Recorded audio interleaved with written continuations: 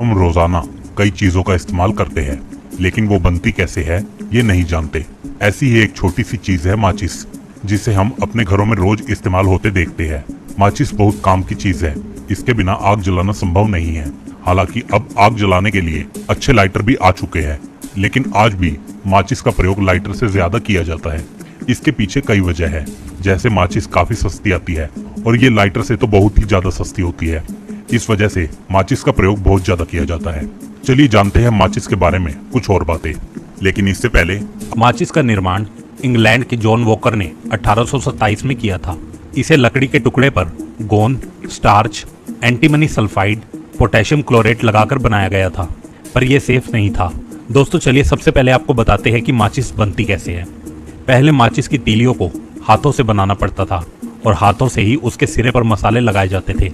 लेकिन 18वीं सदी के बाद अधिकतर कारखानों के अंदर माचिस के सारे काम मशीनों से किए जाने लगे। यह मशीनें 1 घंटे के अंदर 3000 बॉक्स तैयार कर देती है। अलग अलग निर्माता माचिस को अलग अलग तरीके से बनाते हैं, लेकिन माचिस बनाने की मूल प्रक्रिया तकरीबन एक जैसी ही रहती है। माचिस की तिलियां बनाने के लिए ऐसी लकड़ी को काट कर लाया जाता है जिस पर भिन्न भिन्न रासायनिक तत्वों को आसानी से लगाया जा सके और वो उन्हें कुछ हद तक सोख भी ले। साथ ही साथ लकड़ी की कठोरता भी इतनी होती है कि वह उस पर जलाने के लिए लगाए जाने वाले दबाव को सहन कर सके और टूटे ना। केवल इसी प्रकार की लकड़ियों को ही छोटी छोटी तिलियों के रूप में काटा जाता है। आमतौर पर माचिस की तिलियां बनाने के लिए या तो सफेद देवदार की लकड़ी या फिर एस्पेन की लकड़ी का प्रयोग किया जाता है। दोस्तों सबसे पहले ये जान लीजिए कि माचिस की तिलियां कैसे बनती है। माचिस बनाने की सबसे पहली प्रक्रिया है पीलिंग एंड चॉपिंग। सबसे पहले माचिस की तिलियां बनाने के लिए पेड़ों को लाकर उन्हें मशीन की मदद से छोटे साइज में काटा जाता है। फिर तिलियां बनाने के लिए लकड़ी के टुकड़ों को रोटेटिंग मशीन में लगाकर बारीक छिलके के रूप में उतारा जाता है। फिर इन सब पील्स को इकट्ठा करके मशीन में लगाकर बारीक माचिस की तिल्लियों के रूप में काटा जाता है। ये मशीन 1 मिनट में 10,000 से ज्यादा माचिस की तिल्लियां काट देती है और फिर इन सब तिल्लियों को इकट्ठा कर लिया जाता है।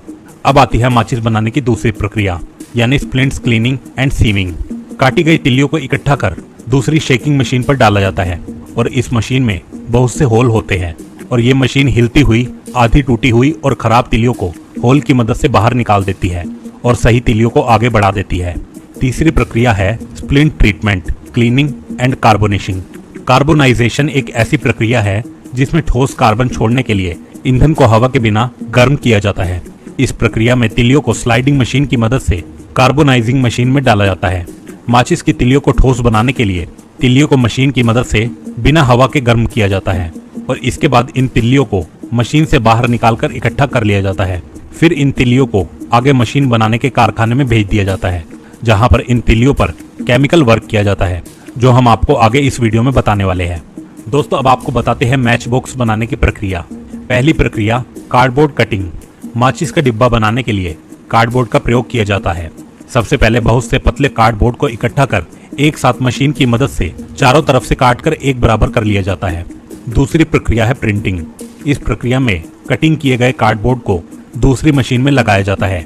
ये मशीन एक एक कार्डबोर्ड को अलग कर आगे बढ़ा देती है और दूसरी मशीन द्वारा इन पर कंपनी द्वारा तय किया गया डिजाइन और नाम प्रिंट किया जाता है। तीसरी प्रक्रिया है लैमिनेशन। इस मशीन में लैमिनेशन रोल लगा होता है और प्रिंट किए गए कार्डबोर्ड को एक एक करके लैमिनेशन मशीन में डाला जाता है। ये मशीन स्लाइडिंग और प्रेसिंग के जरिए इन कार्डबोर्ड पर लैमिनेशन कर देती है। चौथी प्रक्रिया है फ्रिक्शन एप्लीकेशन। इस प्रक्रिया में माचिस का घर्षण वाला हिस्सा तैयार किया जाता है, जहां से माचिस की तिलियों को घिसकर जलाया जाता है। देखिए किस तरह अलग अलग चरणों द्वारा यह हिस्सा तैयार होता है। पांचवी प्रक्रिया है मैच बॉक्स कटिंग।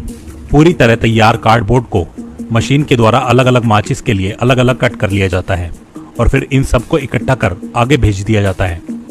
छठी प्रक्रिया है आउटर बॉक्स मेकिंग। छोटे छोटे कार्डबोर्ड को एक साथ मशीन में लगाया जाता है। ये मशीन स्लाइडिंग के जरिए अलग अलग बॉक्स को शेप देते हुए आखिरी हिस्से से चिपकाती हुई आगे धकेल देती है और ये सभी बॉक्स एक कंटेनर में इकट्ठे हो जाते हैं। सातवीं प्रक्रिया है इनर बॉक्स मेकिंग। इस प्रक्रिया में कार्डबोर्ड के रोल को मशीन में लगाया जाता है। सबसे पहले मशीन इस कार्डबोर्ड पर थोड़ी थोड़ी दूरी पर नाम प्रिंट करती है और फिर ऑटोमेटिकली इनर बॉक्स बनाकर स्लाइडिंग करते हुए आगे भेज देती है। ये ऑटोमेटिक मशीन इतनी फास्ट होती है कि ये 1 घंटे में 50,000 माचिस के बॉक्स को बना देती है। पेपर को काटना, मोड़ना, चिपकाना और बॉक्स बनाना, ये सब ऑटोमेटिक मशीन खुद करती है। दोस्तों बात करते हैं आगे के प्रोसेस की। सबसे पहले आपको बताते हैं कि माचिस की तिलियों पर जलने वाला मसाला तैयार कैसे किया जाता है। इस मसाले को पैराफिन वैक्स कहा जाता है। पैराफिन वैक्स को बनाने के लिए सबसे पहले तो एक मिक्सचर में जेलेटिन कैप्सूल, फॉस्फोरस और पोटेशियम क्लोराइड को डाला जाता है। जिलेटिन का काम होता है पैराफिन वैक्स को तिलियों पर चिपका कर रखना।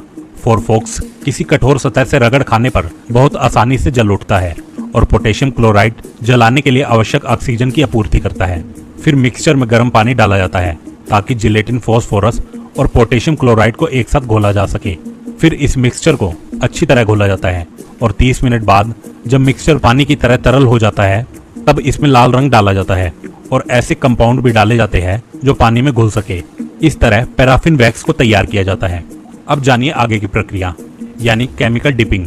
माचिस की तीलियों का उत्पादन अनेक चरणों में होता है। सबसे पहले तो माचिस की तीलियों को एक शेप में काटा जाता है, फिर उन्हें एक तरीके से व्यवस्थित किया जाता है और इसके बाद इन्हें इकट्ठा किया जाता है। फिर इन्हें एक पंक्चर हुए बेल्ट में लगा दिया जाता है। माचिस की तीलियों को आकार दिए जाने के बाद उन्हें अमोनियम फास्फोरेट में डुबाया जाता है जिससे कि माचिस की तिलियां उसे सोख ले। ऐसा इसलिए किया जाता है ताकि माचिस की तिलियां मसाले के खत्म होने पर बुझ ना जाए। दरअसल माचिस की तिलियों के निर्माण की प्रक्रिया में माचिस की तिलियों के ऊपरी भाग को गर्म पैराफिन वैक्स में डुबाया जाता है। जब लाल रंग का कंपाउंड इन सब तिलियों की ऊपरी सतह पर लग जाता है तो इसको सुखाने के लिए एक रोलिंग मशीन पर घुमाया जाता है और जब माचिस की तिलियां सूख जाती है तो ये बेल्ट उन तिलियों को बंडलिंग जोन में ले जाता है। इस बंडलिंग जोन में एक बहुत से दांतों वाला पहिया घूमता रहता है जो इन तिलियों को बेल्ट में से निकालकर एक कंटेनर में डाल देता है। इस कंटेनर में इनका सही माप किया जाता है ताकि इन्हें माचिस के डिब्बे में आसानी से डाला जा सके। माचिस के डिब्बों के उत्पादन की प्रक्रिया में माचिस के डिब्बों का बाहरी भाग एक अलग ट्रांसपोर्ट लाइन पर चलता है जो कि प्राथमिक बेल्ट के समांतर होता है। दोनों ही बेल्ट जल्दी ही रुक जाते हैं। उसके बाद मशीन क्षमता अनुसार माचिस की तिलियों को इनर बॉक्स में फिल करती है। ये गत्ते के डिब्बे कंटेनर के नीचे लगी एक ट्रांसपोर्ट लाइन पर निरंतर चलते रहते हैं। एक बार में करीबन 100 माचिस के डिब्बे भरे जाते हैं। उसके बाद माचिस के डिब्बों के इनर बॉक्स को उसके आउटर बॉक्स के अंदर डाल दिया जाता है और ये प्रक्रिया प्रत्येक 1 सेकंड में एक बार दोहराई जाती है। संक्षेप में कहे तो बेल्ट माचिस के उत्पादन की प्रक्रिया को पूरा करता है, जहां माचिस की तिलियों को टैंक में डाला जाता है, सुखाया जाता है और फिर माचिस के डिब्बों में भरा जाता है। अब बात आती है लैब टेस्टिंग की। तैयार की गई माचिस को 8 घंटों तक नो एयर बॉक्स में रखा जाता है। उसके बाद माचिस को बॉक्स से निकालकर चेक किया जाता है कि माचिस की तिलियां ठीक तरह से जल रही है या नहीं।